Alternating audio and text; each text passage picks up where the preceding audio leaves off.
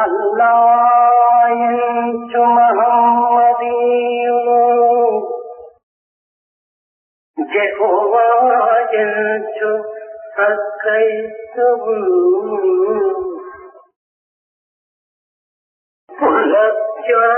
పులత్యాచుడయంచు అల్లాయంచు మహమ్మదీయులు యెహోవాయంచు సత్క్రైస్తవులు పులత్యాచుడయంచు వైష్ణవులు శంభూంచు శైవం సదా ప్రలాపంగున గొల్వ అందరికి ఆయురారోగ్య సంపద లాభంగుల సంగి రోజు పరమాత్ముడు పరమాత్ముడు ఒక్కడే ఎంచు భావించుడి పరమాత్ముడు ఒక్కడే ఎంచు భావించుడి ఒక్కడే ఎంచు భావించుడి భావించుడి. The Mohammedans call out Allah. The pious Christians refer to Him as Jehovah. The Vaishnavite address Him as Vallabhajaksha. And the Saivites call out again to Him as Shambhu. This deep yearning in awe expressing itself in such different names being uttered.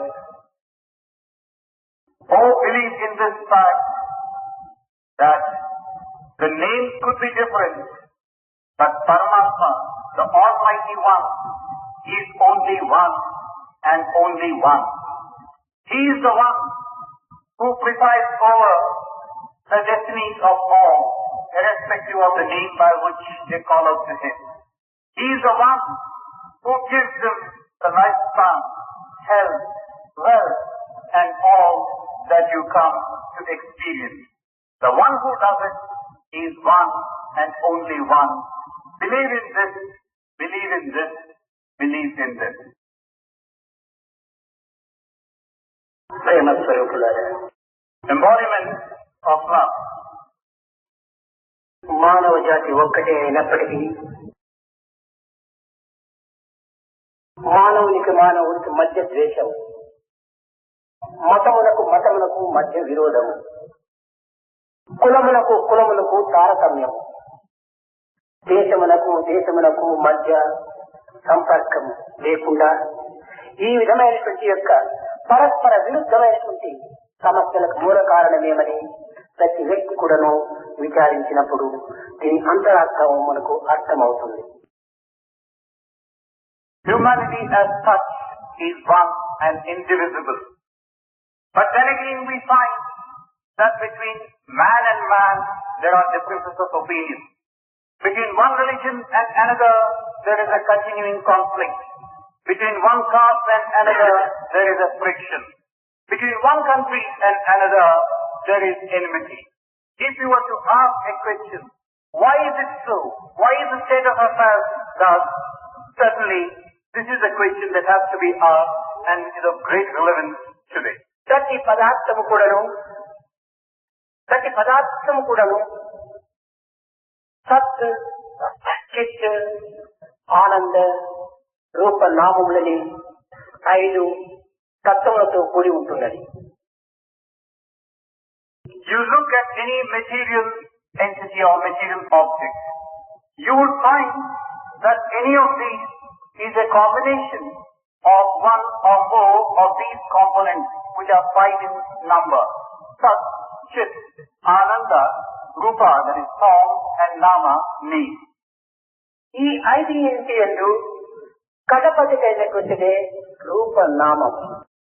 The last 2 of these 5 are the Rupa and Nama. ఈ రూపనామములు రెండు కూడాను ప్రకృతి యొక్క నిర్మాణం. This form and name are given to the nature around us. ప్రకృతి ఏ విధమైనటువంటి శాస్త్రమును కలిగి ఉండలేదు.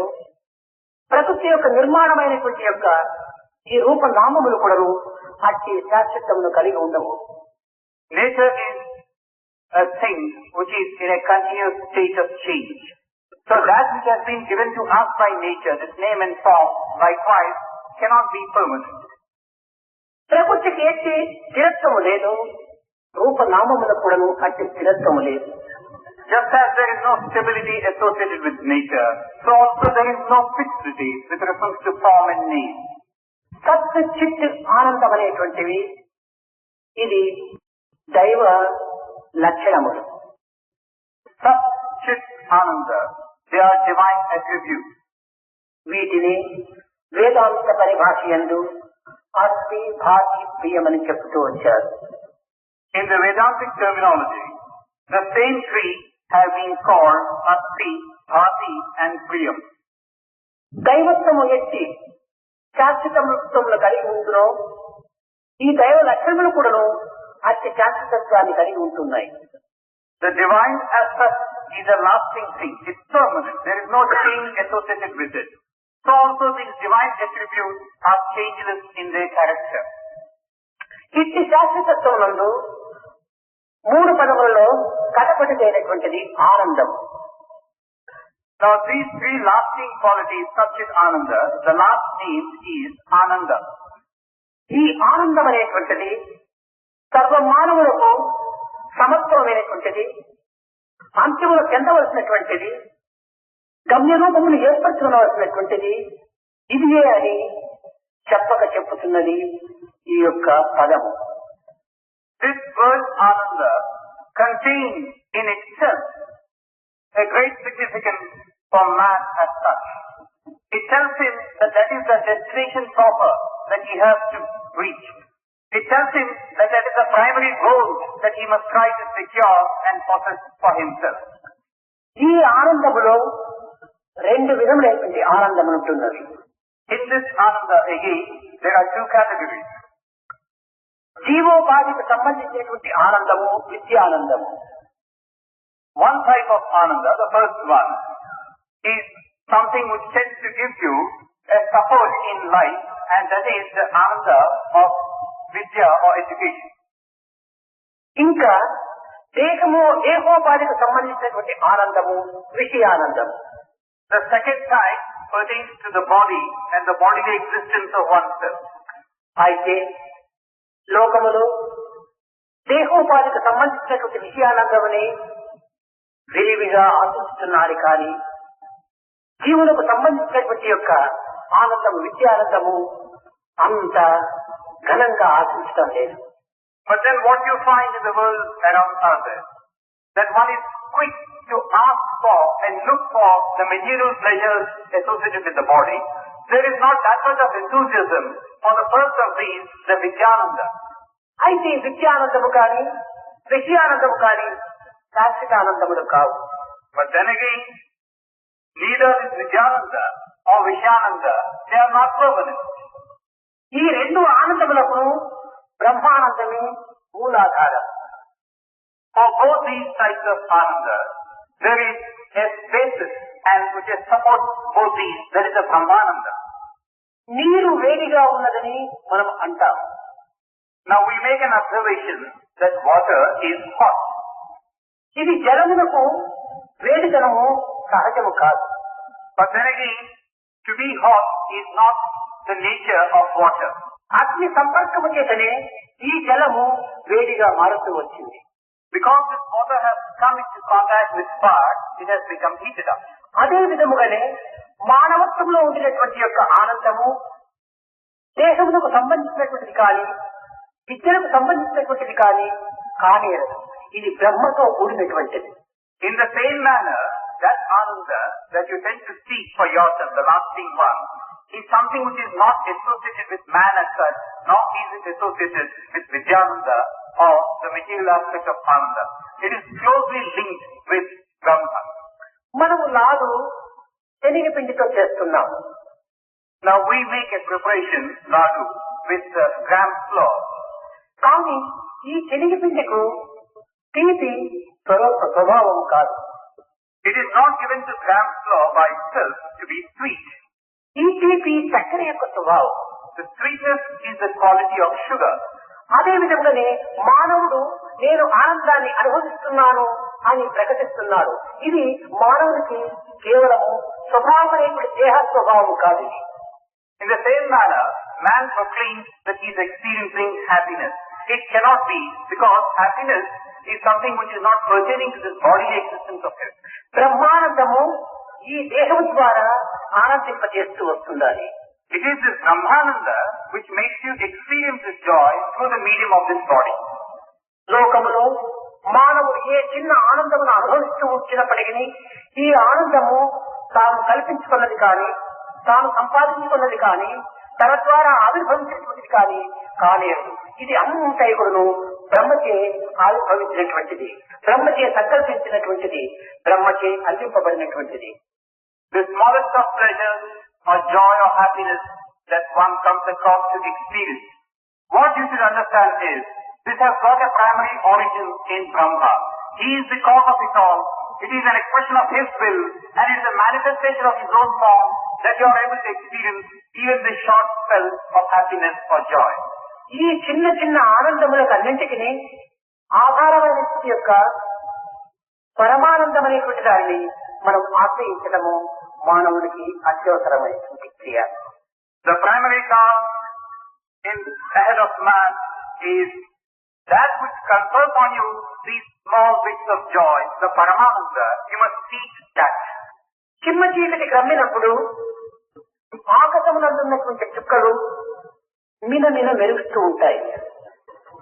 When it is darkness all around, the stars tend to twinkle and sparkle. అవి భావిస్తాయి ఈ చిమ్మ చీకటికి మేమే ప్రకాశాన్ని అందిస్తున్నాము అని గర్విస్తాయి.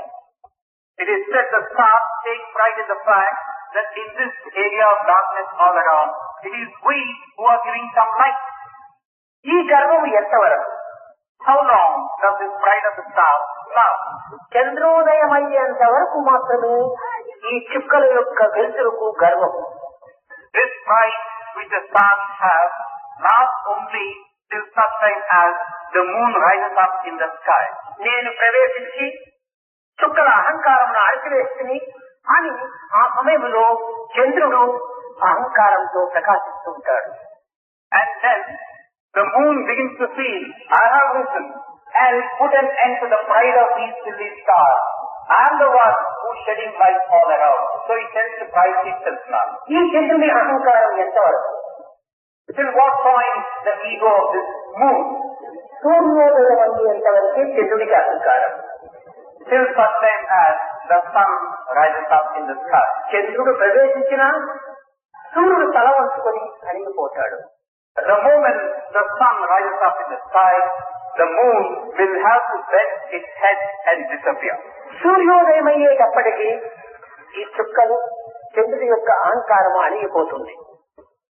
And the moment the sun rises up, this ego with the moon and the stars were having is put an end to. అదే విధముగానే బ్రహ్మానందము లభించేంత వరకు మాత్రమే మనకు ఈ విషయానందము ఈ యొక్క విద్యానందము. In the same manner, till such time as we come to possess this Brahmananda, are we able to enjoy and experience this Vidyananda and Vishayananda. ఈ బ్రహ్మానందములకు విద్యానందము విషయానందము కేవలము ఒక పనిముట్ల వంటివి మాత్రమే. For this Brahmananda, this Ananda pertains to education and Ananda pertains to the material existence are mere instruments. ఇదే విధముగానే లోకములో విద్యను కాని విషయము కాని ఒక ఆధారమైనటువంటి యొక్క ప్రధాన పాత్రగా మనము భావిస్తున్నాం. In the same manner, we do give a lot of importance to either to education or to the material aspect of one's existence. ఈ విద్యలు కేవలము ఒక భౌతిక విద్యలు మాత్రమే. Now these are all merely worldly skills. ఈ విషయములు కేవలము తాత్కాలిక విషయములు మాత్రమే. And what you see in the form of material things are temporary in nature. ఇవి క్షణభంగురమైనటువంటివి. They are fleeting. అట్లని వీటిని విస్మరించరాదు. But just because they are this, we should not ignore them either. మనం ఈ జగత్తులో అవతరించినప్పటి నుంచి ఈ విద్యానందమునకు కొంత అవకాశం అందించి తద్వారా బ్రహ్మానందమును తెలుసుకునేటువంటి వరకు కూడాను మనకు ఈ విషయానందం అవసరమే. Since we have come into this world, we have to give due regard to these two types of Ananda, Vidyananda and Vishananda. At least till such time as we can come to possess the most important of the Lord. సూర్యోదయం అయ్యేంత వరకు కూడాను చంద్రుని యొక్క వెలుతురు మనకు అవసరమే కదా. Till we come to possess Brahmananda. Now, till such time as the sun rises up, we do need the light being shed by the moon. సూర్యోదయం అయిన తర్వాత మనకు చంద్ర కాంతి మనకు అవసరం లేదు. Once the sun rises, we may not have anything to do with the moonlight. కనుక ఈ అన్నింటికి ఆధారమైన యొక్క బ్రహ్మానందములకు ప్రతి మానవుడు కూడాను తగినటువంటి కృషి చేయాలి. So it is this Brahmananda which is the basis of all types of Ananda, and man must make a constant endeavor to get that. దీనికి మనము చేయవలసినటువంటి సాధన ఏమిటి? In order to secure this, what is the sadhana that we should undertake? మన ఎందున్నటువంటి ఈ పరస్పర విరుద్ధమైన సంబంధానికి ఉన్న కారణం ఏమిటి? What is the cause now of all these conflicts in a mutual way that we see around us? మానవులందరూ ఒక్కటే కదా. All men are one, is it not? మానవునికి జన్మ కాని జాతి కాని ఒక్కటే కదా. Either the birth or the caste or is the same, is it not? అయితే ఈ భేదములో ఉన్నటువంటి కారణం ఏమిటి? But then what's the cause again for all these differences? దీనికి అనాది కాలం నుంచి కూడాను ఈ భేదములకు అనేక విధములైనటువంటి యొక్క పరిశోధనలు జరుపుతూ వస్తున్నారు. So right from time immemorial, people have been wanting to know answers to this question. Why these differences exist at all? ఆనాటి నుంచి అసురత్వములకు అమరత్వములకు విరుద్ధమైనటువంటి యొక్క భావములు ఏర్పడుతూనే వస్తున్నాయి. Right from those times, there have been differences between the demons on the one hand and the immortals on the other. కానీ దీని కీలకమేమిటో, What is this దీని secret? మర్మమేమిటో, How do we unravel this mystery? దీనికి కారణం ఏమిటో, And what is the cause of it all? దీనికి ఎవరు కూడా ఎక్కువగా విచారించటం లేదు. Not many, certainly, are making an inquiry in this direction. కారణాన్ని మనం తెలుసుకున్నప్పుడే కార్యాన్ని సాధించడానికి వీలవుతుంది. Once we know the cause, we can possibly sustain our endeavor. ఈ కారణము ఆహారమే. The cause for it all is ahara. ఈ ఆహారమునందు ఉండేటువంటి మార్పుల చేతనే మానవత్వములో ఒక విధమైనటువంటి యొక్క గుణభావములు మార్పు చెందుతూ వస్తున్నాయి. This ahara or the food that you take is the cause for all these differences. మానవుడు పుచ్చుకునేటువంటి ఆహారం నందు సత్వ రజు తమో గుణముల యొక్క పొత్తు ఉంటుండాలి. Because this food determines what you are ultimately. In the food that you take, you have these three qualities, sattva, raja and tamo. కొంతమంది పూర్తి సాత్వికమైన ఆహారాన్ని భుజిస్తారు. There are some who are in the habit of taking completely sattvic food. కొందరు రాజసిక ఆహారాన్ని భుజిస్తారు. And then there are some who eat rajasic food. మరి కొంతమంది తామసిక ఆహారాన్ని భుజిస్తారు. And a few others eat tamasic food. ఇంకా కొంతమంది సాత్విక రాజసిక మిశ్రమమైన ఆహారాన్ని భుజిస్తారు. Then there are some who eat a combination of sattvic and rajasic. తామసిక రాజసికమైనటువంటి యొక్క సమన్వయమైనటువంటి ఆహారాన్ని భుజిస్తారు. Then there are those who make a combination of all these three, sattvic, rajasic and ఈ tamasic. ఆహారం చేతనే కొంతవరకు సాత్వికము, మరికొంతకాలం రాజసికము, ఇంకా కొంతకాలం సాత్వికమైనటువంటి గుణముతో వీడు ప్రవర్తిస్తుంటాడు. And because they take food in all these denominations, we find in them a behavior which we once we associate with sattvic, a second time with rajasic, a third time with tamasic. ఈ గుణముల చేతనే పరస్పర విరుద్ధములు ఏర్పడుతూ వస్తున్నాయి. And because of what they finally become, differences of opinion and conflicts arise. అందరూ ఒకే రకమైన ఆహారాన్ని భుజించడం లేదు కనుక ఈ అందరికీ ఒకే సమానమైన భావములు కలగటం లేదు.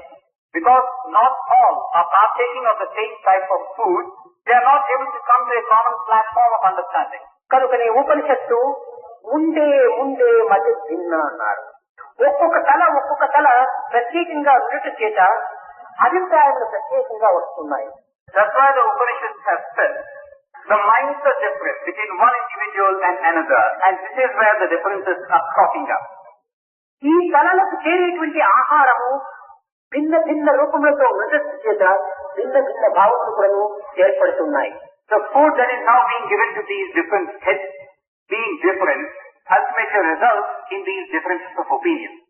ఇక్కడ కేవలము ఇతరులకు మనకు పోల్చుకోవటమే కాకుండా ఒక్క తల్లి గర్భంలో పుట్టినటువంటి ఇరువురు సోదరుల యొక్క బుద్ధులు కూడా విచిత్రముగా ఉంటుంటాయి. Now you need not go to the extent of comparing the behavior between one individual and another. You can take as an example two brothers born to the same mother. దీనికి కారణం ఏమిటి? What is the reason for this? కూడా ఈ యొక్క ఆహార దోషమే. Even for this, it's the food, the difference in that which determines the difference. రావణుడు విభీషణుడు ఒక తల్లి బిడ్డలే. Ravana and Vibhishana were born to the same mother. కానీ విభీషణుడి యొక్క భావము, విభీషణుడి యొక్క పవిత్రత రావణులకు లేదు. But the thought which Vibhishana had, or the innate sacredness which he had, which they were not given to Ravana. కారణము విభీషణుడి యొక్క ఆహారము, రావణుడి యొక్క ఆహారము విరుద్ధమైనటువంటి ఒకదానికొకటి. The reason is that the food that both of these were taking or partaking of was different basically. కనుకనే మానవత్వంలో కనీస సంబంధం ఏర్పడాలంటే సమర్థమైనటువంటి ఆహారము అత్యవసరం. So if there has to be harmony between one person and another, there has to be a common medium with regard to this food. సాత్విక ఆహారము భుజించేటువంటి వ్యక్తికి, రాజసిక ఆహారము భుజించేటువంటి వ్యక్తికి శాశ్వతమైనటువంటి మిత్రత్వం ఏనాడు ఏర్పడదు. A person who eats sattvic food totally, a person who eats rajasic food totally, there never can be any bond of understanding between these two individuals. కొంతకాలం మాత్రం వారు హలో అనేటువంటి యొక్క దేహం కలిగి ఉంటారు, కానీ కొంతకాలంలోనే వీడిపోతారు. For a while maybe they'll be on speaking terms to the extent of saying hello to each other, but it's only a question of time when they'll break apart. సాత్విక ఆహారమును భుజించేటువంటి వాడు, సాత్విక ఆహారం భుజించేటువంటి వానికి శాశ్వతమైనటువంటి యొక్క స్నేహత్వం ఏర్పడుతుంది. One eating sattvic food, another eating sattvic food, there could be a lasting friendship between the two. రాజసికం అనేటువంటి ఆహారం భుజించే వారికి వారిద్దరికి సన్నిహిత సంబంధం ఏర్పడిపోతుంది. Likewise, two individuals eating rajasic food can strike a bond of friendship. ఏ విధంగా నీరుతో చేరుతాయి, కానీ నీరు తైలంతో చేరదు. An analogy could be given here. Water gets mixed with water readily, but not with oil. కనుక రాజసికముకు తామసికములకు లేక సాత్వికములకు ఈ యొక్క జలమునకు నీటికి తైలమునకు ఉన్నటువంటి సంబంధమే. In the same manner, this relationship that obtains between water and oil obtains between any two of these three qualities.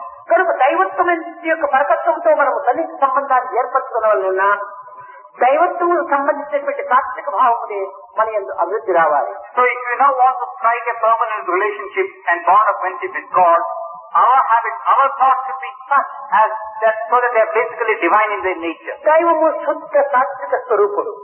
God, now if you now look at it, is purely sattvic in nature.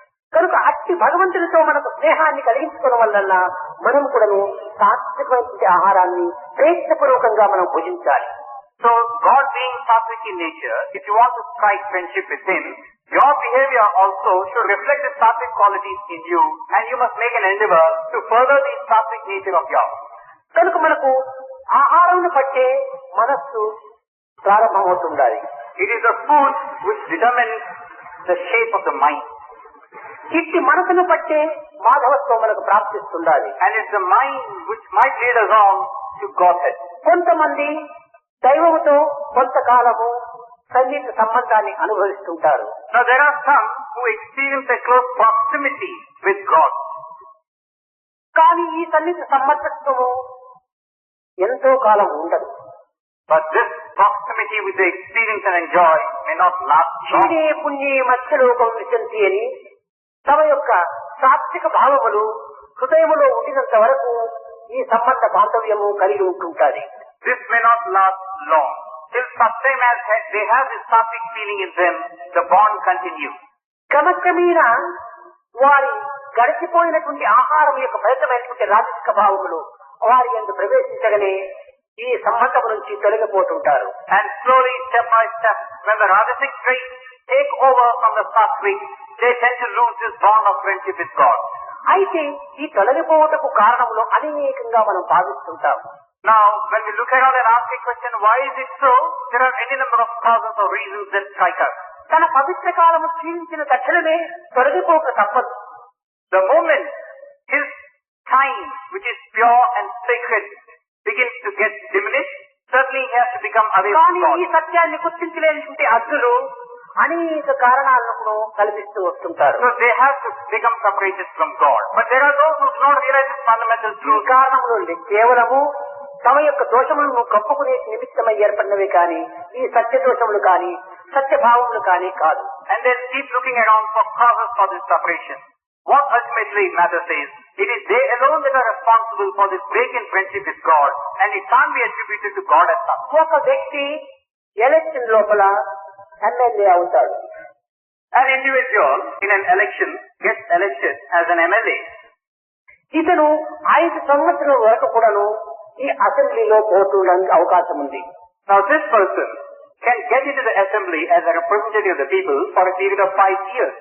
క్రమక్రమేణా ఈ 5 సంవత్సరాలు కూడాను తగ్గిపోతుంది. Now gradually, the period of 5 years gets diminished.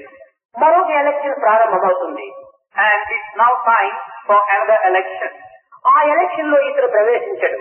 Now this man does not enter the fray this time. ప్రవేశించకుండా పోవడం చేత తిరిగి assembly ప్రారంభమవుతుంది. He does not enter the election, and the assembly has again been reconstituted. ఇందులో జయించినటువంటి వ్యక్తులు పోయిన సంవత్సరం వరకు ఈ వ్యక్తి అసెంబ్లీకి వచ్చాడే, ఇప్పుడు ఎందుకు రాలేదు అని ప్రశ్నిస్తే ఏం దీనికి కారణం? Now supposing after the new assembly has been reconstituted, this person naturally cannot get in. And supposing somebody asks a question, this man was attending the previous term, అతని కాలము నశించింది, క్షీణించింది. why has he not come now? If you ask a question, the simple answer is, his term has expired and he cannot come now. తిరిగి ఇందులో ప్రవేశించడానికి తాను ప్రయత్నించలేదు. He did not make any effort to get into the assembly. లేక ప్రయత్నించినప్పటికీ తాను గెలిచలేకుండా పోయి ఉండొచ్చు. To get into the assembly a second time. Or having tried, he was not successful. అదే విధముగానే మానవత్వం లోపల తన యొక్క ప్రాప్తి ఎంతకాలమో ఈ సంబంధములకు అంతకాలం మాత్రమే దైవంతో కూడి ఉంటుంటారు. So in the same manner, in an individual's life, this prapti that is given to him, till such time as it is on, he enjoys this close proximity with God. కాన మనము శాశ్వతమైనటువంటి సంబంధ బాంధవ్యాన్ని కలిగి ఉండాలనుకుంటే ఇది సాత్విక ఆహారాన్ని మనము తీసుకొనట ప్రయత్నించాలి. But on the other hand, if you wish to make this friendship with God a permanent and a lasting one, then you must further strengthen this sattvic quality in you. మానవులందరూ కూడా సాత్విక ఆహారాన్ని భుజించినప్పుడే మానవులు యావత్తు కూడా సౌహార్దత్వాన్ని అందుకోవడానికి అవకాశం ఉంటుంటారు. Only when men of all kinds and all climes tend to take in sattvic food, will they be able to establish this bond of brotherhood amongst them. దీనికి సాత్విక ఆహారం అంటే ఏమిటి? Now, what do we really mean by this sattvic food? కేవలం పాలు పళ్ళు అనేటువంటి సాత్విక ఆహారంగా మనం భావిస్తున్నాం. Now, milk, fruit, things like this, we take them to be sattvic food. శారీరకంగా మానసికంగా హృదయానందాన్ని అందించేటువంటి పవిత్రమైనటువంటి యొక్క జీవితాన్ని కలిపేటువంటి దీనికి సంబంధించినటువంటి యొక్క రసావసరమైనటువంటి అనగా రసస్వరూపమైనటువంటి తైలంతో కూడినటువంటి ఈ ఆహారం అంతా కూడా సాత్విక ఆహారాలుగా భావిస్తారు. Now that which confers happiness on the physical plane of our existence, on the plane associated with the mind or the heart, food which is juicy, food which is oily and tasty and delicious, all this sometimes we equate it with sattvic food. అయితే ఈ ఆహారం యందు అనుబంధ ప్రాణశక్తిని అందించేటువంటి యొక్క ఫలితం కూడా ఉంటుండాలి. Now in this type of food, there is something that got a very subtle aspect to its existence, which is what really sustains you and strengthens. మన శిఖరుకి నిమిత్తమై దీనికి అనేక విధమైనటువంటి యొక్క కల్పనను మనం చేయకూడదు. Now, just because to suit the taste of our tongue, we should not give different descriptions here. ఇది సాధ్యమైనంత వరకు తైలముతో కూడినటువంటిదే ఉంటుండాలి. Now, as far as possible, this food should be associated with oil, కొవ్వుతో కూడినటువంటిగా ఉండకూడదు. but not with fat. ఈ విధమైనటువంటి ఆహారములు ఏ విధంగా భుజించాలంటే మితముగాను హితముగాను భుజించాలి. How do we take in food of this description? In limited quantity and to the extent that we can relish it. ఈ పదార్థములు కూడా అమితంగా భుజించకూడదు. And then again, we should not partake too much of these food stuff. ఇది ఎంతవరకు మితము అని మనం తెలుసుకోవడానికి ప్రయత్నించాలి. And we must make an effort to understand till what point do we really need this. మనము కూర్చునే సమయంలో భోజనానికి ఎంత లైట్ గా వెళ్ళి మనం కూర్చుంటామో భుజించిన తరువాత అంత లైట్ గా మనం వేయాలి. When we sit down for our meal, without any effort and feeling so very light, we sit down for our meal. As we get up at the end of it, we should have the same feeling of lightness and effortlessness. మనము భుజించిన తర్వాత వేయడానికి భారమైన పరిస్థితిలో మనం భుజించకూడదు. After we have partaken of our food, we should not feel too heavy for ourselves to be lifting ourselves up. ఇది సరైనటువంటి సాత్వికం. That type of food is truly sattvic indeed. నిజంగా సాధకం చేయవలసినటువంటిది దినమునకు ఒక పర్యాయాన్ని భుజించడం చాలా మంచిది. True sadhak should normally, in normal course, eat only once a day. దినమునకు 3 పర్యాయములు భుజించేటువంటి వారు కేవలం భోగి అంటారు. One who eats 3 times a day is a person having a disease. దినమునకు 2 పర్యాయములు భుజించేటువంటి వాడు భోగి అంటాడు. One who eats twice a day is a bhogi or man of pleasure. ఒక పర్యాయమే భుజించేవాడు యోగి అంటారు. One who eats only once is a yogi. ఇది సరైనటువంటి యొక్క సాత్వికంగా మనం భావించాలి. This is the true type of sattvic food that we should have. కానీ దురదృష్టవశాత్తు ఈనాడు మానవులు ఎన్ని పర్యాయములు లెక్కలేదు. ఎప్పుడు చూసినా ఏదో భోజనం వేసుకొని తింటుంటాం. 24 గంటలు కూడా మనం ఆహారంలోనే ఈ కాయాన్ని అర్థం చేస్తున్నాం. But today, unfortunately, we see that one has no limitation whatsoever, either in terms of frequency of the intake or the type of food that you take. Anything that comes in handy, anything that comes in your way, you pocket it and keep eating at your leisure and అయితే ఈ pleasure. ఆహారము ఆరోగ్యం చెడకుండా చూసుకోవాలి. But then again, whatever food that you take should be such as to see to it that ఆరోగ్యమే మహాభాగ్యం. your health should not get spoiled. ఆరోగ్యం బాగా ఉండినప్పుడే మనం సాధనలు కూడా చేయడానికి వీలవుతుంది. Because health is wealth, and when you have your health intact, you can do your sadhana. కనుక అన్ని నియమములు కూడా ఆరోగ్యాన్ని పాటిస్తూ రావాలి. So all the regimentation or the code or the rules that you have should have ధర్మ ఆర్థ కామ మోక్షానాం ఆరోగ్యం మూలముత్తమం అన్నారు. should be such as to protect your health. In fact, it's being said that dharma, artha, kama, moksha, they are all for the sake of keeping your health up. కనుక ఆరోగ్యమును బాగు చేయకుండా మితమైనటువంటి ఆహారమును హితమైనటువంటి ఆహారమును మనం భుజించడానికి ప్రయత్నించాలి. So that food taken in limited quantities and that we really have a taste for should be taken in so that our health remains. ఇంకా రాజసిక ఆహారం అనగా Now, this rajasic food, what is it like? తీపి, ఉప్పు, పులుసు, కారము, చేదు ఇత్యాది గుణములు కలిగినటువంటి పదార్థములను అమితంగా మనం భుజించరాదు. Sweet, salt, sour, hot and bitter. Such items should not be taken in. ఇవి కేవలము ఒక డ్రైగా కూడా ఉంటుండకూడదు. Then again, whatever, తైలరహితంగా ఉంటుండకూడదు. we should again not take food which is absolutely dry, which is devoid of oil. We should not take a food like that. కొంతమంది చాలా వేడిగా భుజిస్తుంటారు. Now there are some who tend to eat food, very hot food. అమిత వేడి కూడాను రజోగుణది. Now excess of heat also is an indication of rajoguna. ఈ విధమైనటువంటి ఆహారములు రజోగుణాన్ని అభివృద్ధి పరుస్తుంది. And this type of food only furthers the rajoguna in you. ఇంకా తామసిక ఆహారం అనగా మనం వండిన తర్వాత అనేక గడియలంతా కూడా దాన్ని చల్లార్చకూడదు. Tamasic food, what is it? After you have cooked your food, You should not leave it like that for hours on end. పూర్తి చల్లారినటువంటి యొక్క ఆహారం కానీ, Food which has become totally cold, కొన్ని విధమైన దుర్వాసన కొట్టేటువంటి ఆహారం కానీ, or which begins to smell, ఈనాడు వండి తదుపరి ఏ వారములకో ఏ 2 వారములకో ఆ పదార్థాన్ని భద్రం చేసి భుజించటం కానీ, you cook it today, preserve it for a week or 2 or more, and then want to eat it. ఇలాంటివన్నీ కూడా తామసిక ఆహారంగా ఉంటుంటాయి. All these types of food are tamasic food. అనేక మంది సాధకులు కొన్ని యాత్రలు చేస్తూ నిప్పట్లు, మురుకులు ఇలాంటివంతా చేసుకుని ఒక 10-15 దినముల వరకు ఉంచుకునేటువంటి పదార్థాలుగా చేసుకుని పోతుంటారు. ఇది కేవలం పూర్తి తామసికమైనటువంటి ఆహారం.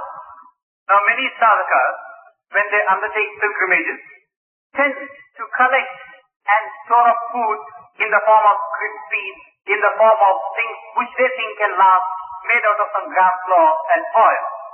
గంటలు గడిచే కొలది కూడా తామసికం అందులో పెరుగుతూ వస్తుంటారు. Little do they know that as hours get extended, this tamasic quality gets strengthened in this food.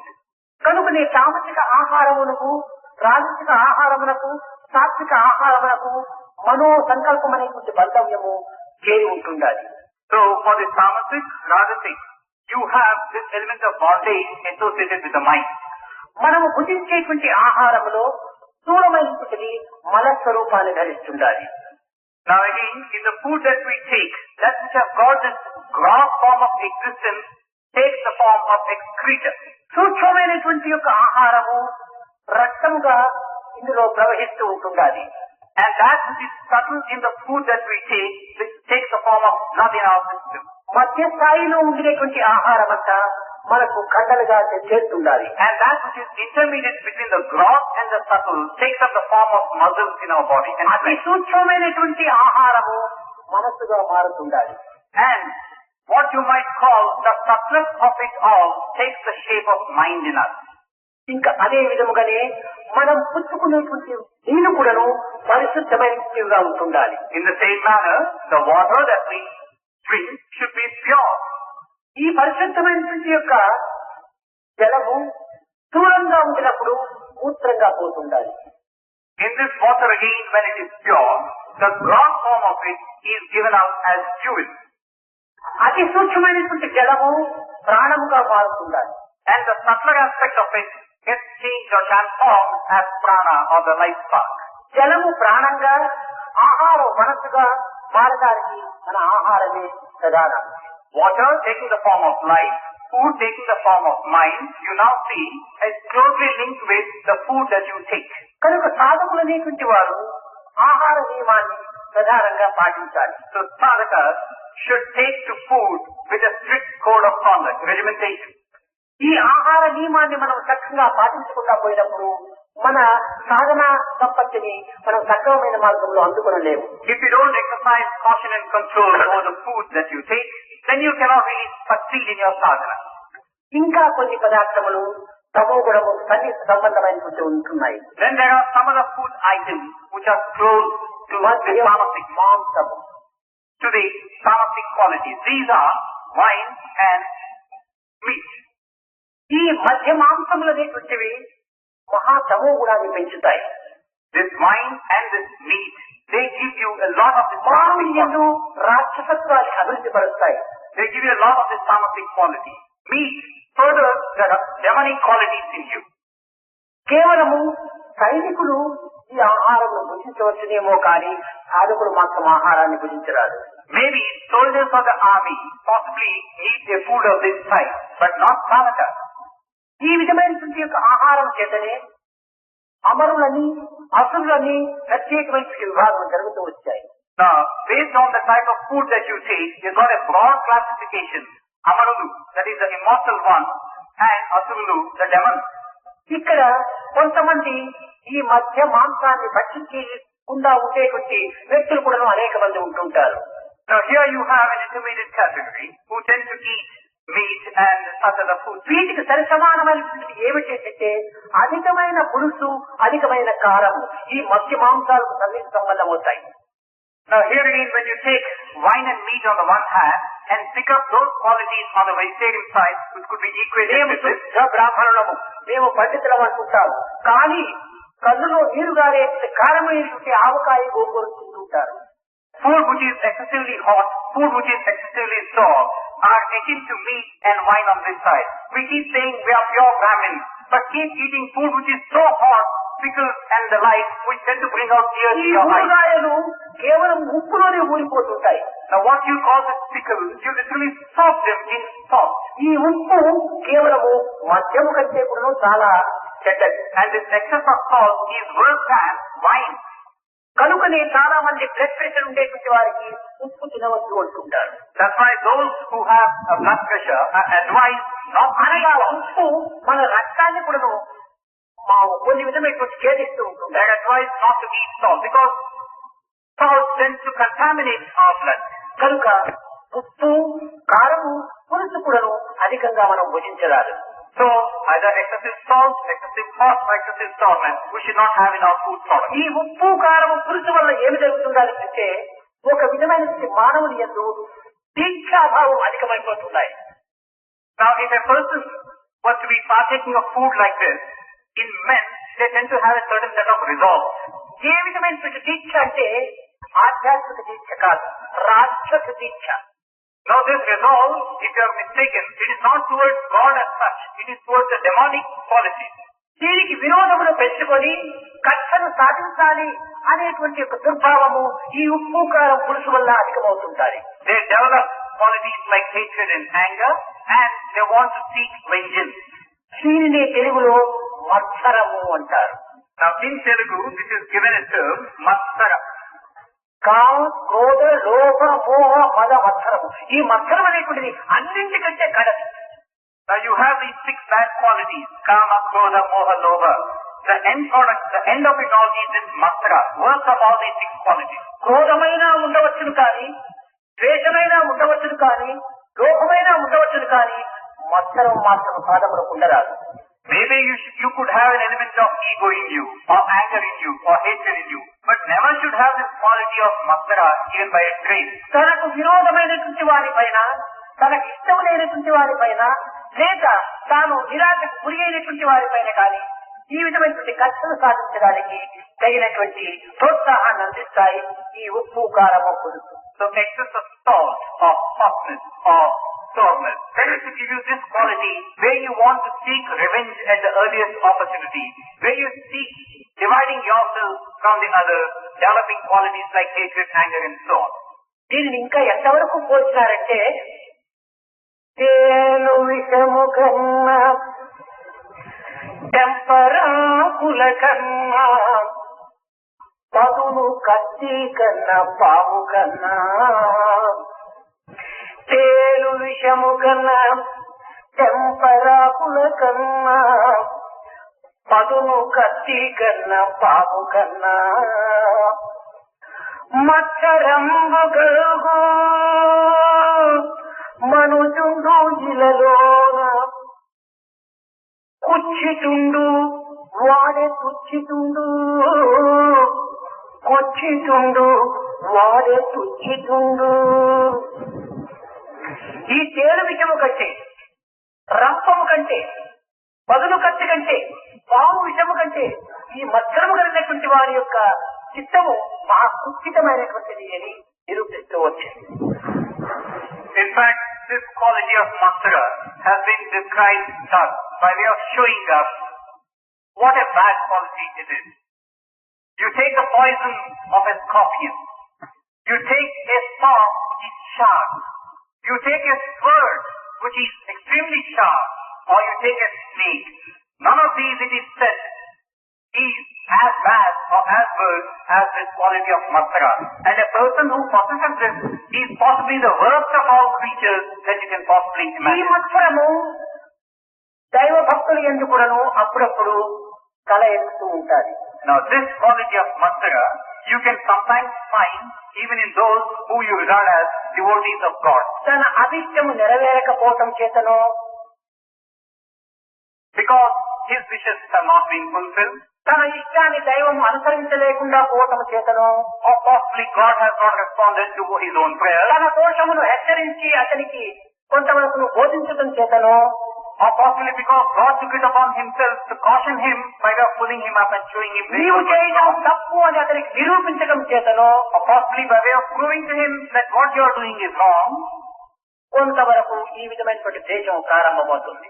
This enmity or this hatred tends to develop in the heart of the devotee. ఈ ప్రారంభమైనటువంటి యొక్క దేశము ఈ మత్సరం వరకు పోయి నిలిచిపోతుంది.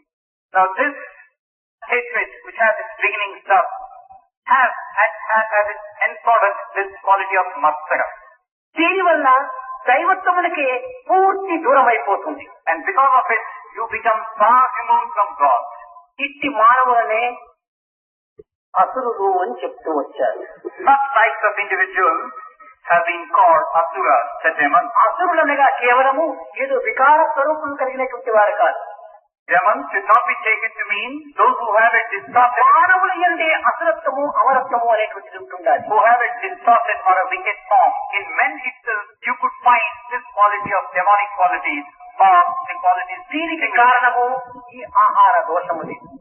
So, the basis or the cause for it all is the quality of the food that you take. ఈనాడు మనం ఆహారములను అనేక విధములుగా కేవలం రుచి నిమిత్తమై మనము ఆశిస్తున్నాము. ఆకలి ఒక్క రోగం.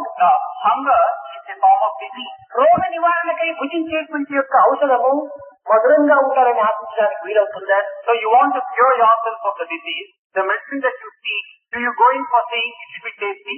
ఏ రుచిగా ఉండినప్పటికీ రోగ నివారణ అనుభవించేటువంటి ఆలోచించేటువంటి కొంచెం అందుకునేటువంటి ఈ యొక్క మెడిసిన్కు మనము రుచులు ఏమాత్రము చూడకూడదు. Whatever may be the taste of the medicine that's been prescribed, we should be in readiness to take it so that we are cured of our disease. అదే విధంగానే ఈ ఆకలి అనేటువంటి రోగములకు అన్నం ఔషధంగా మనం తీసుకోవాలి. In the same manner, hunger is a form of disease and food is a medicine for the sake of curing us of this disease. కానీ ఈ యొక్క ఔషధమును మనం రుచికరమైనగా మార్చుకోవటం చేత దాని యొక్క ఔషధం యొక్క ఎఫెక్ట్ కూడా తగ్గిపోతుండాలి. But since this medicine that we wish to take in the form of food now, we want to suit our taste buds. So it tends to lose its characteristics. ఇది రుచిగా ఉండాలని ఎక్కువ కారం కలుపుకోవటం, రుచిగా ఉండాలని ఉప్పు వేసుకోవటం, రుచిగా ఉండాలని పులుసు వేసుకోవటం, ఈ విధంగా ఒకదానికొకటి చేసుకొని కట్టకలపటికి మనం మనసునే మనం చేసుకొట్టుకుంటున్నాం. This has to be a little bit more tasty. So we add a pinch of salt or a bit of chili or a bit of tamarind. In this manner, we are only increasing the negative aspect of food. కనుకనే సాధకులు అనేటువంటి వారు మనం ఎంతకాలం సాధన చేసినప్పటికీ చిల్లులు పడినటువంటి పాత్రలో నీరు పోసినట్టుగా నిచ్చడం లేదు. So sadhakas, they might say that they have been performing sadhana for years which cannot be counted. But all that they are doing is like this. ఎన్ని సంవత్సరములు ఏకాంతంగా మనం సాధన చేసినప్పటికీ జపధ్యానములు కలిపినప్పటికీ మన మనస్సు యొక్క స్థిరత్వము మనకి ఏమాత్రం కలగటలేదు. It's like a vessel full of holes. Nothing can be contained in it. We may do japa, we may do jhana, but nothing ever remains still and steady enough. యాత్రలు చేస్తున్నాం, We are undertaking pilgrimages galore. తీర్థముల్లో మురుగుతున్నాము, We are dipping in the holy waters. ప్రజలను దర్శిస్తున్నాము, We are visiting the great గ్రంథములు sages, పఠిస్తున్నాము, and we are reading books. సాధనలు కలుపుతున్నాము. We are performing sadhana. మన మనసు ఉన్న స్థానం నందే ఉంటుంది. But the mind remains where it was. దీని యొక్క ఫలితం ఏమాత్రము మనసుకు చేరటం లేదు. All the fruits of what you are doing is not reaching the mind. నిజంగా ఆ యొక్క పవిత్రత మనం మనసును అడ్డి ఉండినా మనం ఒక ప్రశాంతమైన స్థితిని పొందుతాము. If all that you have done has proved to be efficacious as far as the mind is concerned, you would have been enjoying peace and కారణము మన ఆహారంలో మార్పు లేదు. why it is like this is that there has been no change in the food part. సాధనలు జరుగుతున్నాయి కానీ సాధనలో మార్పు లేదు. There has been a change. Of course, we are doing sadhana, but no change in the sadhana. నీవు సాధన చేయకపోయినప్పటికీ ఆహారంలో మార్పు చేస్తే సహజంగా సాత్వికమైనటువంటి భావం మనలో అభివృద్ధి అవుతాయి. There is no change in the type of food that you take.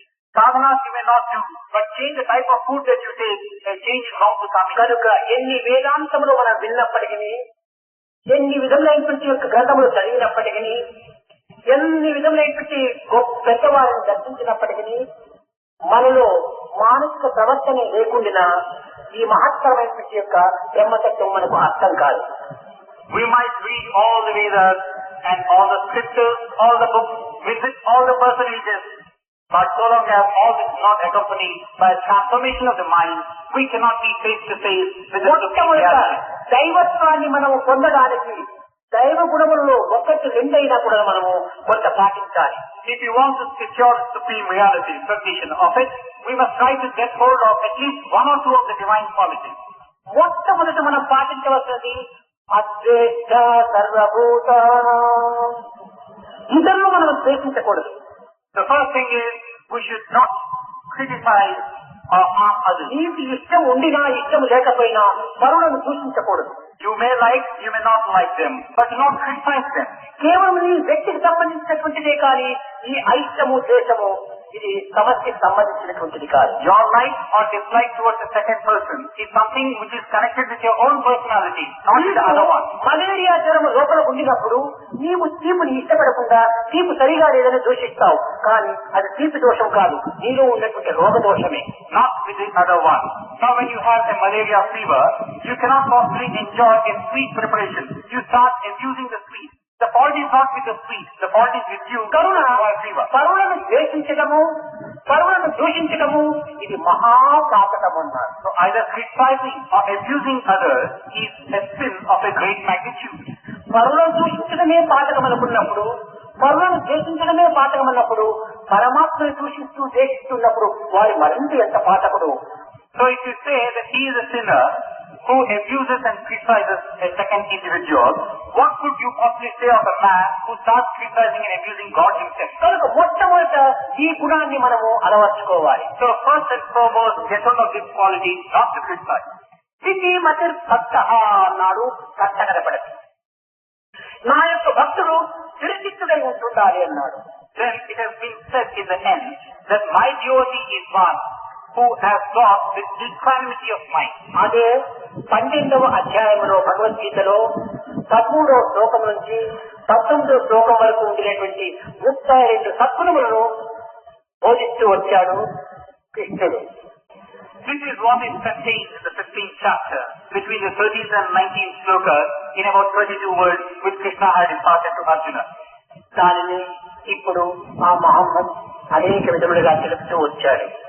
This is what was the gist of the speech given by our Muhammadan who had spoken to you earlier. అల్లా అనేటువంటిది ఇల్లా నుంచి వచ్చినటువంటిది. This word Allah has got its origin from the word Illah. ఇలా అనగా శరణుచొచ్చటం. Illah means seeking surrender. ఈ విధమైన శరణ చొచ్చినప్పుడే మనకు అల్లా ప్రాప్తిస్తాడు. When you seek surrender, Allah will become yours. అల్లా అనగా దేవుడు అని అర్థం. Allah means God. ఈ దేవుడికి ఏ పేరైనా మీరు పెట్టుకోవచ్చు, ఏ రూపమైనా మీరు పెట్టుకోవచ్చు. You can give any name to this God, give him any description of form to this God. అన్ని రూపములు భగవంతుని ప్రతిరూపములే. All names are different forms of the same God. అన్ని నామములు భగవంతుని పర్యాయ పదములే. All names are different ways of calling out God. The one కనుక God. రూపనామములు మనము కల్పించుకున్నవే కానీ దైవత్వం అనేటువంటిది సహసిద్ధంగా ఆవిర్భవించినటువంటి. The name and form have been given to God by us, but God as such is one and the same. కేవలం మన భావాన్ని పురస్కరించుకొని మనము సాధన చేయడానికి మనం పూనుకోకూడదు. Now merely by keeping in tune with our own thoughts, we should not go on. పవిత్రమైనటువంటి పద్ధత్వాన్ని మనం నింపుకోవాలన్నా మన చిత్తం పరిశుద్ధమైనటువంటి దాన్ని మొట్టమొదటి చేసుకోవాలి. If you want to bring into your system, into your personality something which is sacred, cleansing or purifying our heart is the first ఈ step. హృదయములో ఎట్టి భావములు లేకుండా నిర్మలంగా ఉంచుకోవడానికి ప్రయత్నించాలి. There should be no thought as such in your heart. It should be serene and pure. ఏమీ లేని బుర్రలోన ఏమైనా చేర్చవచ్చు. In this head of yours, if there is nothing, you could possibly put anything. ఏమేమో నిండి ఉన్న తలబుర్రది ఖాళీ అవునా? Now when there are so many things in this head of yours, can you possibly empty it? తలబుర్రది ఖాళీ కాక ఇలా సుకృతము నింపనవునా? And when it does not become empty, can you possibly feed it with something which is good? దీని మొదలు ఖాళీ చేసినప్పుడే మనం పొందవలసినటువంటి దానిలో నింపుకోవచ్చు. Once you empty this in the first place, then you can fill it in with something useful and దీనిని worthwhile. ఏకాగ్రత అన్నారు. This is being called ekagrata, one-pointedness. మన మనసులో అనేక భావనలు నింపుకొని ఏకాగ్రత కావాల్సి ఎక్కడ మనకు లభిస్తుంది? We have so many things in our mind, we want one-pointedness. How is it possible? ఇక్కడ కంటికి చూపు gram, Now here for the eye, sight is what you judge the eyes by. చెవికి వినటము దీనికి ఒక గ్రహము. The ears have got the capacity to listen as their trademark. ముక్కుకు వాసన ఒక గ్రహము. For the nose, it is a smelling quality. భక్తులకు భగవత్ చింతనే ఒక్కటి మాత్రమే గ్రహం. And the quality that distinguishes a true devotee is that he should be confident. పరదాలని మనం ఆచరించబోతున్నాము. మన యొక్క సత్యాన్ని గుర్తించుకోలేక He should be constantly immersed in thoughts about God. నా వలే నోరు ఉంటుండాలి, నా వలే చెవులు ఉంటున్నాయి, నా వలే ముక్కు ఉంటుండాలి, అన్నింటిలో ఒకే రక్తం ప్రసరిస్తున్నది, చేతిని ఇడ్లీ సాంబారంతా నోరే తింటుండాలి, నేనెందుకు తినకూడదని కన్ను తినడానికి ప్రయత్నం చేస్తే పాడైపోతుంది. Now this is what should characterize a true devotee, a thorough concentration on God and God alone. Now for instance, the eye was to start talking on these lines. Well, the ears are there, the nose is there, the mouth is there, here is a plate of idli sambar. Why should the mouth alone eat it? Why should not I eat it? So it goes out of its way and wants to feed itself, the pair of eyes, with idli and sambar. ఒక్కొక్క ఇంద్రియము ఒక్కొక్క మార్గంలో అనుభవించడానికి అందించిందేటువంటిది. You can imagine the consequences.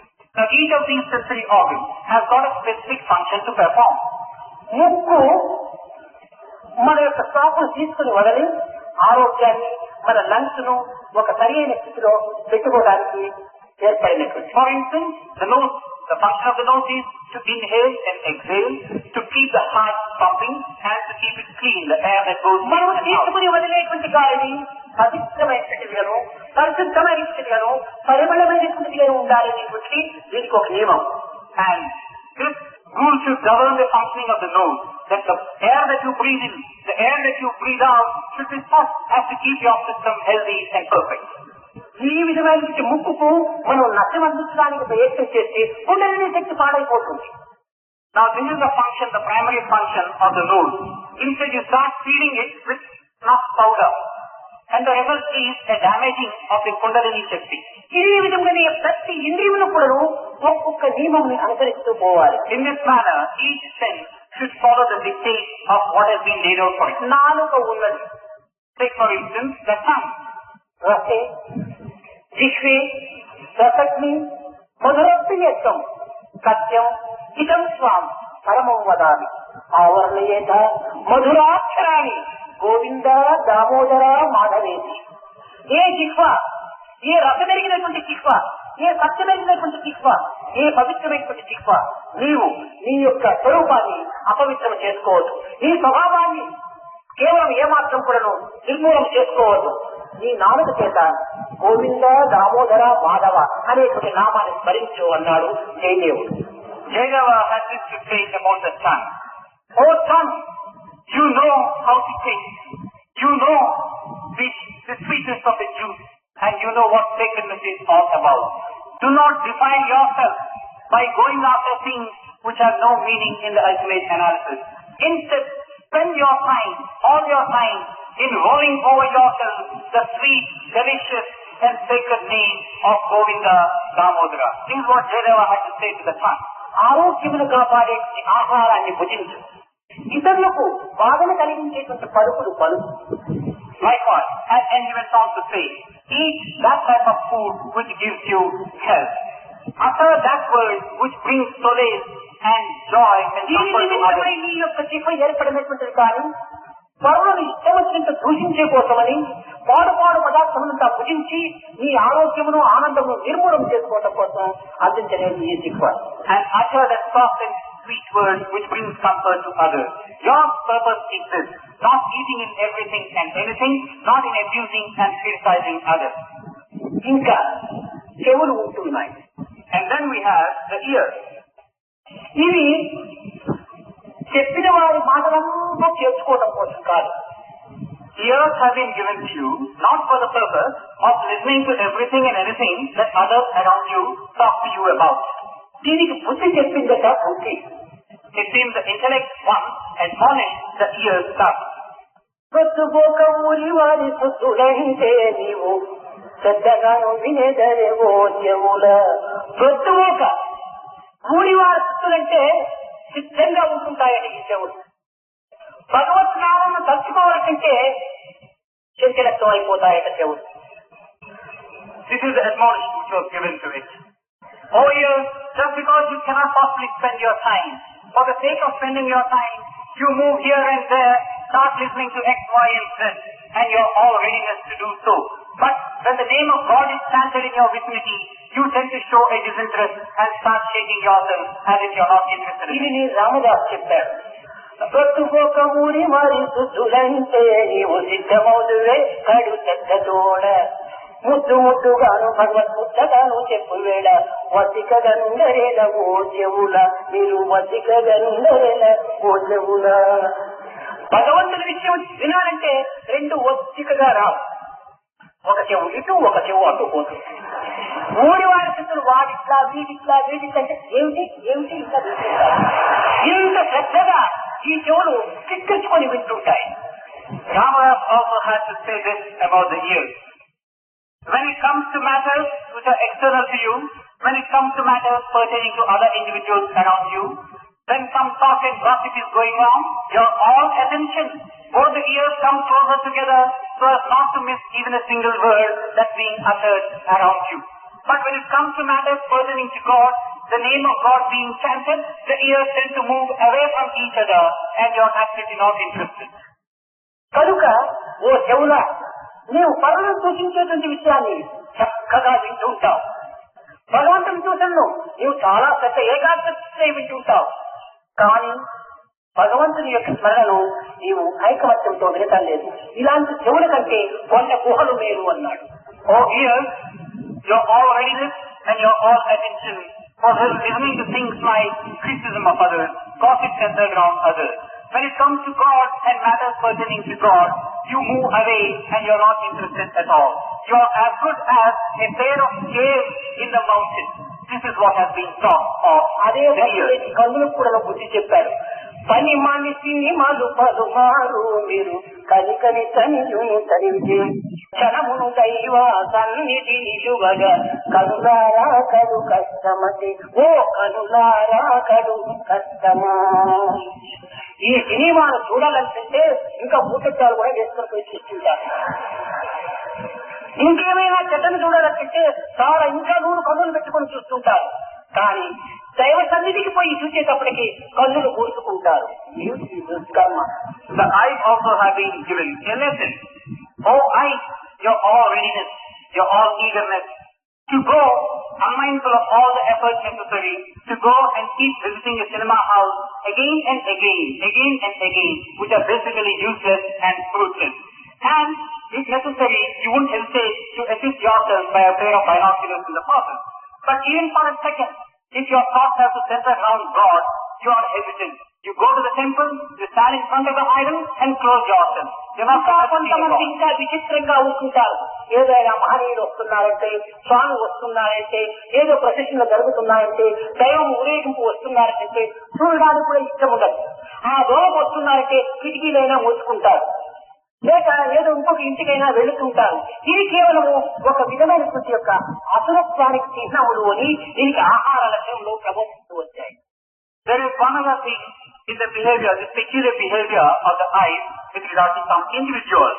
When there is a procession of the gods taking place, or idols being taken out in procession, or when Swami is coming out, when it comes to these matters, not only do they not want to see what's going on, they shut the windows close and tight, and they want to shut themselves off. వీరందరూ కూడాను మానవాకారంలో ధరించినటువంటి అసురులు అని చెప్పవచ్చు. This is nothing but a trait of the demons in them as a result of the food that they have taken.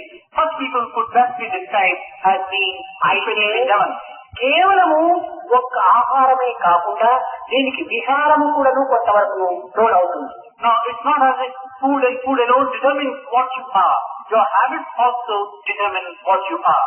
వానలు వచ్చెందు విపంతునే విత్తును నాటకున్నా. In anticipation of the rain, supposing you do not sow the seed of the crop now. వానలు నేరితో ఫలమునిస్తునే విత్తును నాటియున్నా. You have sown the seed on the other hand in a place where there are no rains. Can you possibly get anything out of it? రెండును కూడిన అక్షరసిద్ధి లభించుతుంది. So what you have to do is a strike a mean between the two. Sow the seed when the rains are on or about to come. You can certainly achieve a lot of success. దైవానుగతి లభించు పురుషార్థ విధానము చేరినంతనే. In the same manner, this grace of God that is being showered on all, you can see the benefits of it, provided your part of the effort also comes. Purushartha. ఈ వానలు వచ్చినంత తక్షణమే పంటలు పండుతాయా? విత్తనాలు నాటనక్కర్లేదు. Just because the rains are coming, will the crops come up? Should you not sow the seeds in the first place? విత్తనాలు నాటినంత మాత్రమే పంట పుడుతుందా? వానలు రానక్కర్లేదా?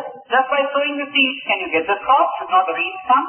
వర్షము విత్తనములు రెండూ చేరినప్పుడే పంట పండుతుంది. When you have the rains, when you have sown the seeds, you have your crop.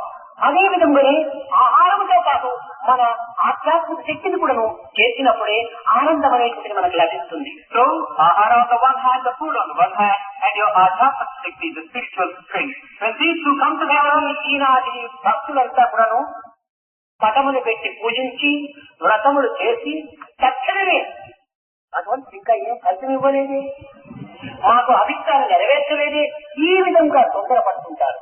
So these two should come together, your effort and the food that you take, so that you secure the Lord's grace. Today you find devotees, they hang up a picture of God on the wall, start doing some puja, and they'll say, God has not come to us even now. ఈ పూజకు కొంత ఫలితానికి కాలం కూడా కావాలి. They start puja, they expect God to come. They become so impatient. ఆ కాలం కోసం కాచుకొని ఉండాలి. Now you may be doing puja, but you must bide your time so that the fruit will come. చినుకులు పడినంత చెరువులు నిండునా, Mere drops, do they make up like the fullness of the pond? భూమి మించినంత ఉటనగునా. In the same manner, if you were to swallow this saliva in the mouth, is your thirst quenched? భూమి మింగినంత ఉదకము ఆగునా. Just by swallowing the saliva, can you have the desired effect? ఒచ్చు కాచినంత బొగ్గులగునా. And by merely burning this fur, can you really have coal? That thing taking the place of coal and that? Will it become coal? కేవలం వెంట్రుకలు కానిస్తే బొగ్గులు అవుతాయా? By merely burning hair, can it చినుకులు become పడతానే చెరువులు నిండుతాయా? will it become coal? Drops, do they make up a మన pond? భూమి ఉండగానే మనం దాహం తీరుతుందా? Merely swallowing the saliva, is your thirst quenched? ఊపిరి బలబద్ద ఉదకము పెరుగునా. And just by holding your breath, does your belly, నేను ఊపిరి బిడిపెట్టారంటే కడుపు పెరుగుతూ వస్తుంది. ఆ బెలూన్ మాదిరి ఎప్పటికీ పెరగదు. just by holding your breath, your belly puff out, does it float out? No. కనుకని మనము పూజలు చేసిన తక్షణమే మనకు ఫలితం రావాలని అనుకోవటము చాలా మూర్ఖత్వం. In the same manner, just as you have started puja, you expect the fruit. This is foolishness. విత్తనము నాటి ఫలమును పొందడానికి కొంచెం కాలం కావాలి, వృక్షం కావాలని. You have sown the seed, for it to become a tree, a certain time has to elapse. కనుక మనము మాట యందును, చూపునందును, శ్రవణమునందును, ఈ యొక్క హృదయమునందును పవిత్రమైనటువంటి యొక్క భావములు మనలో అభివృద్ధి కావాలన్న ఆహార నియమమును మనం అతి శ్రద్ధగా పాటించాలి. So there should be sacredness through and through, in our words, in our sight, in what we listen, in our heart. Then certainly we can hope to get some. ఆహార శ్రద్ధతో పాటు ఆచరణాయుక్తమైనటువంటి కర్మలు కూడా ఆచరించాలి. For this, food should be pure and we should exercise great caution. In addition, the way we behave also counts. ఇవి రెండు negative positive గా చేరుతుంటాయి. So the food and the behavioral pattern, these two are like the negative and positive coming together. ప్రేమ స్వరూపులారా, ఎన్ని విధములైనటువంటి వేదాంతములు వినినప్పటికీ, ఎన్ని విధములైనటువంటి సాధనలు చేసినప్పటికీ చిత్తశుద్ధిని కలిగించుకునేటువంటి యొక్క ప్రయత్నానికి ఈ ఆహారము ఎంతైనా తోడ్పడుతుంది. Embodiments of love, you may study the Vedas or when it comes to Vedanta, then do any amount of sadhana, but bear this in mind that everything has to be accompanied by a cleansing process of the heart, and food is of paramount importance here. మన దేహము నీటిని బుడగ వంటిది. Our body is like a bubble of water. ఇది శాశ్వతమైనటువంటి కాదు. It's not permanent.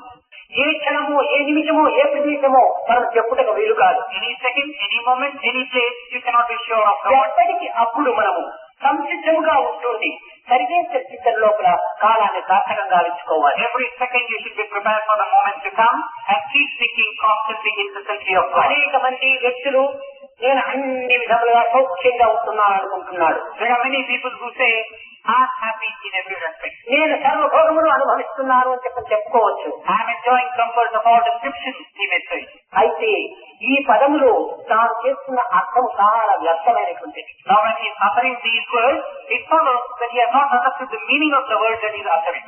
భోగములు నేను అనుభవిస్తున్నాను, నాకు ఎట్టి కొరత లేదనుకోవటము మూర్ఖత్వం. If you were to feel that I'm experiencing all comfort, there is nothing that I need, it's nothing but foolishness to the extreme. నిజముగా యోచన చేస్తే భోగములు నీవు అనుభవించటం లేదు, నిన్ను భోగములు అనుభవిస్తున్నాయి. Actually speaking, you're not experiencing comfort. The comfort part of it is experiencing you. నీవు భుజించడం అంటే నీకు బలం ఎక్కాలి కదా. If you say that you have eaten, then you must have a strength. నిజంగా నీవే భోగములు అనుభవిస్తుంటే నీవెందుకు బలహీనుడైపోతున్నావు? Now if it really follows, if it really means that you're experiencing comfort, భోగములు అనుభవించడం చేత భోగములు బలమెక్కుతున్నాయి. why are you becoming a weakling day by day? ఏది బలమెక్కుతుందో అదే అనుభవిస్తుంది కానీ బలహీనమయ్యేటువంటిది కాదు అనుభవించే. You're becoming a weakling because you're being experienced. You're not experiencing anything. తినడానికి తిండి, ఉండడానికి ఇల్లు, కట్టడానికి బట్ట, అనేక విధమైనటువంటి సౌకర్యంతో ఉండాలనుకోవటము ఇది కేవలము ఒక లౌకికమైనటువంటి యొక్క అజ్ఞానం.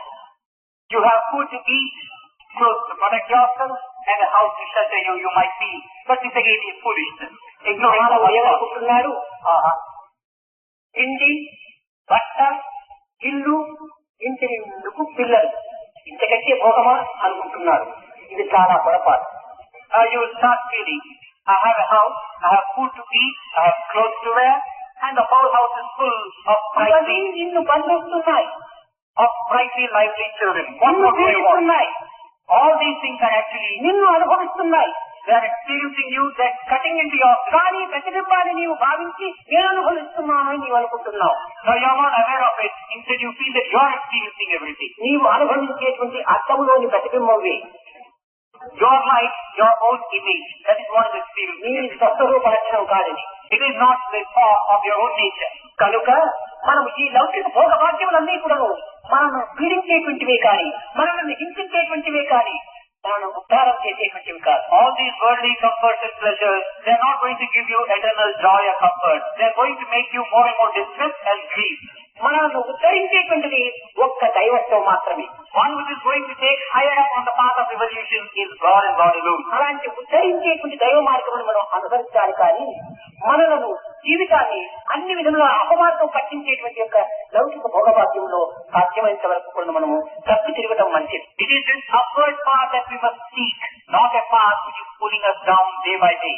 ఈ అహంకార మమకారముల చేత అనేక విధమైన అవగుణములు మనలో అభివృద్ధి అవుతుంటాయి. Because of ego, because of attachment, we have a lot of distorted qualities. కనుక మనం అహంకార మమకారమును తగ్గించుకొని ఆహార విహారం నందు సాత్వికమైన జీవితానికి సాధనపూర్వకంగా మనము దీనిని జయించాలి. Exterminate ego, cut off this attachment, have thoughts on your food, the way you take them, let your habits also be accordingly, and be successful in your life. ఈ విధమైన సాత్విక ఆహారం చేత పవిత్రమైన పలుకు మనలో ప్రారంభమవుతుంది. Because this sattvic food is a sacred word which comes out from us. పరువులను నిందించము. We will not criticize others. కనుక మొట్టమొదటి భగవద్గీత యొక్క మొదటి పదమును మనం సాధిస్తాం. That way, we are really securing the very first word of the Bhagavad Gita. అదే అద్వేష్ట సర్వభూతానాం. The very first word is, do not criticize others. దీన్ని మనం అనుసరించండి. Follow this. దీన్ని నేను అప్పుడప్పుడు చెప్తుంటాను.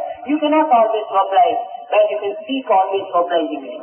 This is what I sometimes tell you. You cannot always oblige, but you can always speak obligingly. वही गुरु जी बोलो, वही गुरु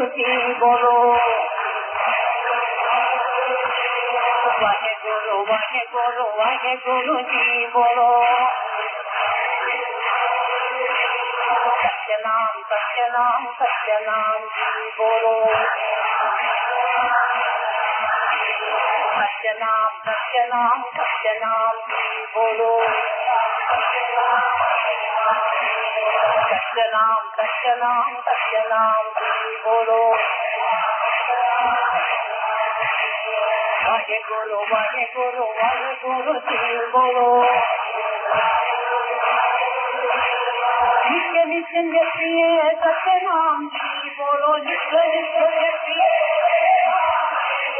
नित्य नित्य जपिए तेरे नाम जी बोलो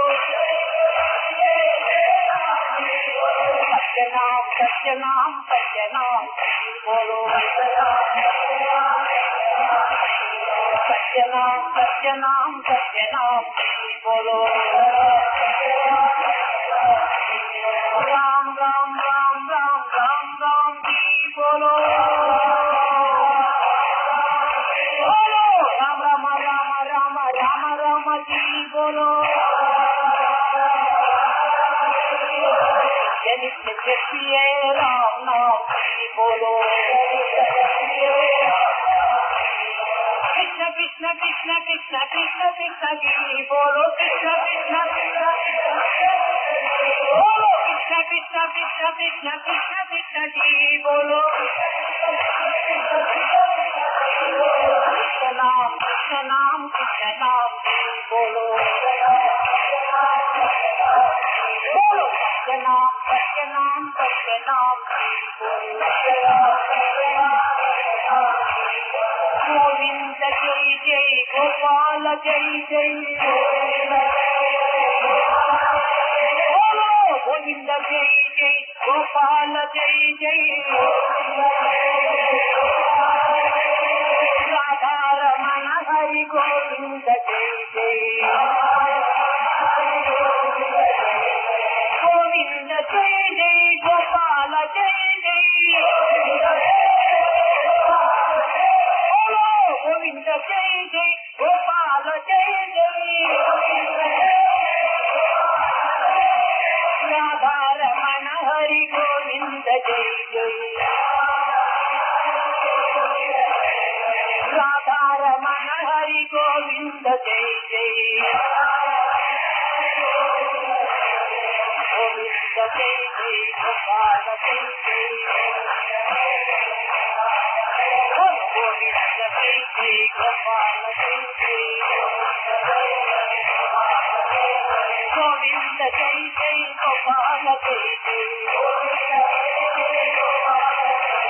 गोविंद जय जय गोपाल जय जय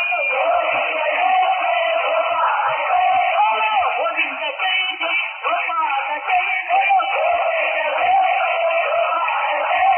राधा रमण हरि गोविंद जय जय राधा रमण हरि गोविंद जय जय गोविंद जय जय गोपाल जय जय